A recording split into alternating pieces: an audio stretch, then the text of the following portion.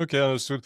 So now moving on, maybe to market dynamics in general. So we've seen a couple of big news. One of the latest one, like KKR recently announced like a record 20 billion deployment in Europe this year, which is their largest in its history. What does that surge of capital tell you about Europe attractiveness to global investors today, and how sustainable do you think it would be for the years ahead? It's an interesting one because you're right, you've had a bit of press recently from KKR, from Blackstone, from Mm, a few big names in the industry saying, yeah, we think Europe is remains attractive or is attractive again or things like that. I tend to see those as either they're very cynical or or I'm far more pessimistic than they are on Europe.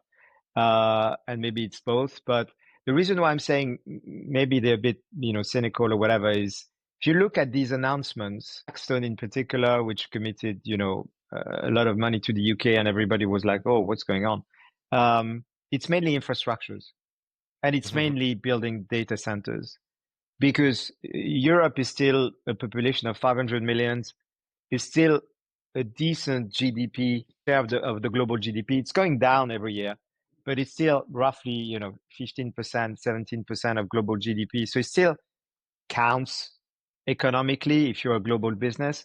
And to me, that so at a macro level, these are the attractions, but it's not like investors suddenly are thinking, oh, let's pile up on Europe and let's buy European companies hand over fist, and it's this is not happening.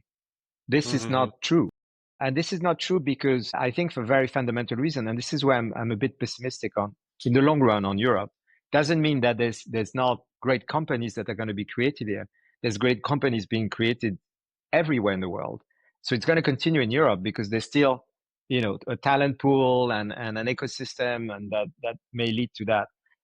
But the political mess, the economic absence of growth, the issues when it comes to energy, and last but not least, the fact that Europe is nowhere on AI mm, means that Europe is, as a continent, is just, and I include UK when I talk about Europe, I'm talking about geographically, is just disappearing. And it's becoming, a tale of two giants with the US and China. But Europe is, I mean, if you're not competing in AI, you're going to disappear economically. It's pretty obvious to me. And you've already disappeared from the financial markets surface of the globe. Even London has lost its appeal that it still had maybe 10 or 15 years ago. When I moved there, London was really up and coming. 10 or 15 years ago, it was probably up there as, some of the polls were even saying it's the most attractive capital market city in the world ahead of New York. Today, London is nowhere. London has just dropped.